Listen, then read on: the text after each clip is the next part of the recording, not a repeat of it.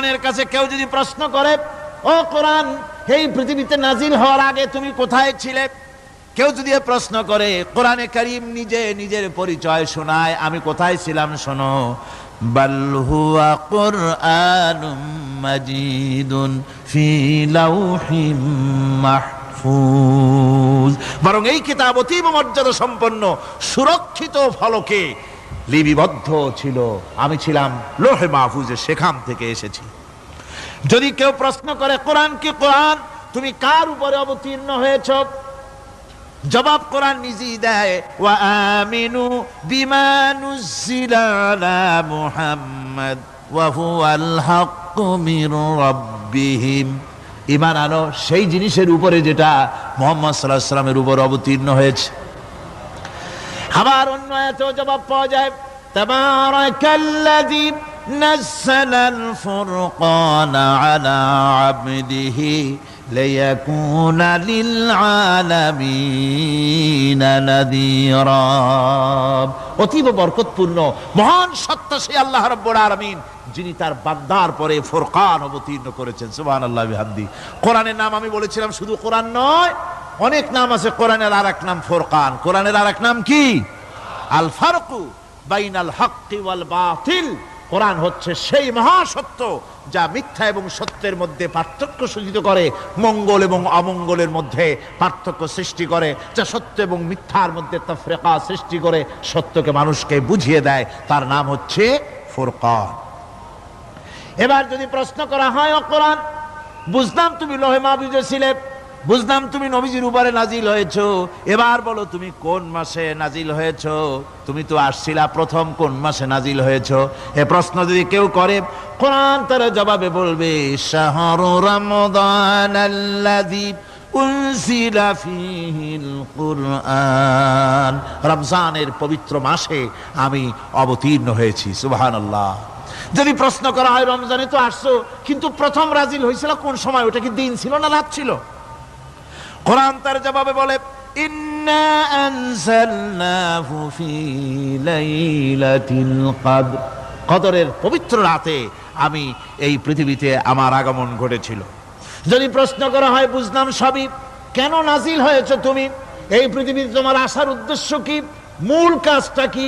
এই প্রশ্ন যদি করা হয়, কোরআনে কারীম তার জবাবে বলে, শোনো কেন এসেছি।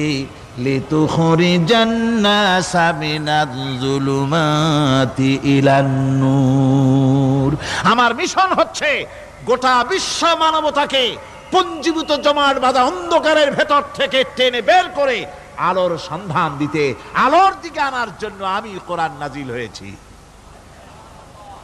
গোটা পৃথিবীর মানুষ আছে অন্ধকারের ভিতরে। কিসের মধ্যে? অন্ধকার কি? অন্ধকার হচ্ছে পুঁজিবাদ, অন্ধকার সমাজতন্ত্র, অন্ধকার ধর্ম নিরপেক্ষতাবাদ, অন্ধকার জাতীয়তাবাদ। মানুষের তৈরি করা যত মতবাদ সব কি? জোরে কোন, সবগুলি কি? অন্ধকার। এই অন্ধকারের ভেতর থেকে মানুষগুলিকে টেনে আনবে কোরআন কিসের দিকে? আলোর দিকে। এবার যদি প্রশ্ন করা হয়, বুঝলাম তুমি অন্ধকার থেকে আলোর দিকে নিয়ে আসবে, আলোর দিকে আসলে পরে ফায়দাটা কি হবে?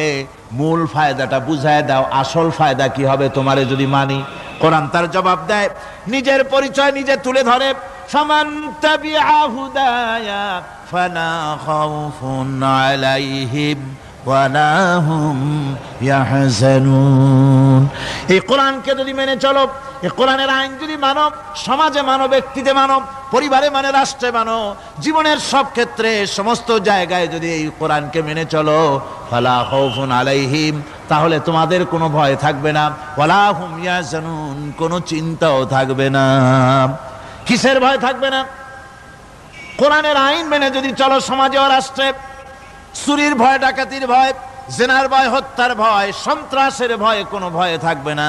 ওয়ালা হুম ইয়াহজানুন, চিন্তাও থাকবে না। খাওয়া পড়া, শিক্ষা, চিকিৎসা, বাসস্থান, এগুলির কোনো চিন্তা থাকবে না। কোরআনের সমাজে সব কিছুর গ্যারান্টি দেওয়া হবে, সবগুলি পেয়ে যাবে। এখন যদি আবার প্রশ্ন করা হয়, কোরআন বুঝলাম তোমারে মানলে পরে সব ফায়দা হবে, তাহলে এবার জবাব দাও, তোমার ভিতরে কি রাজনীতি আছে নাকি? আমি তো মানুষ, আমার রাজনীতি করা লাগে। Man is social animal. আমরা তো জঙ্গলের পশু নই, আমরা তো মানুষ। আমাদের সমাজ আছে, আমাদের পৌর নির্বাচন আছে, আমাদের জাতীয় নির্বাচন আছে, আমাদের কলকারখানা আছে, জমিন আছে, আমাদের রাজনীতি, অর্থনীতি, সমাজনীতি আছে, পারিবারিক নীতি আছে, অনেক নিয়ম মালা আছে, নিয়ম নীতি আছে। তোমারে মানলে তোমার ভিতরে কি ওগুলো আছে নাকি, সে কথা বলো।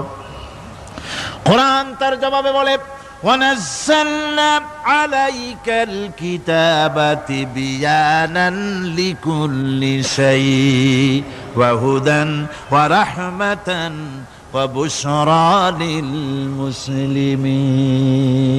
কোরআন জবাবে বলে, শুনে রাখো, শুধু অর্থনীতি সমাজনীতি নয়, শুধু রাজনীতি আর শিক্ষানীতি যুদ্ধনীতি নয়, তোমার জীবনে যা কিছু দরকার, ইহকালে যা কিছু দরকার, পরকালে সব কথাগুলি আল্লাহ রব্বুল আলামিন আমি কোরআনের সিনার ভিতরে খুলে খুলে বর্ণনা করে দিয়েছেন।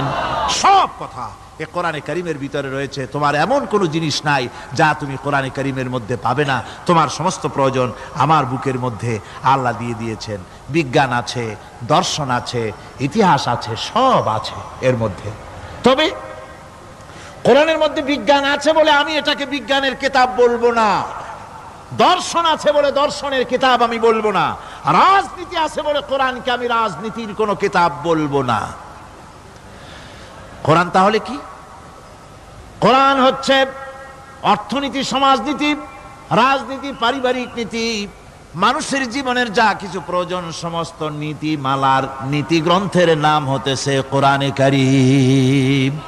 সমস্ত নীতিমালার নীতি গ্রন্থ কোরআন। এখানে রয়েছে সব কিছুর উৎস, যেটা গ্রহণ করলে পরে মানুষ আরামে থাকতে পারবে। অমুসলিম নাগরিক বৃন্দ তাদের নাগরিক মর্যাদা পাবে। মুসলমান, কৃষক, নারী, চিকিৎসা, কৃষিবিদ, সাধারণ মানুষ, রং, বর্ণ, ভাষা নির্বিশেষে গোটা মানব সভ্যতা আরামে বাস করতে পারবে। পশু পাখিও আরামে থাকবে, গাছপালাও আরামে থাকবে, যেহেতু নির্দেশ হয়েছে বিনা প্রয়োজনে গাছের পাতাটিও ছিঁড়ো না। ইসলামের সমাজ যদি চালু হয়, গাছেরাও আরাম পাবে, পাহাড়ও আরাম পাবে।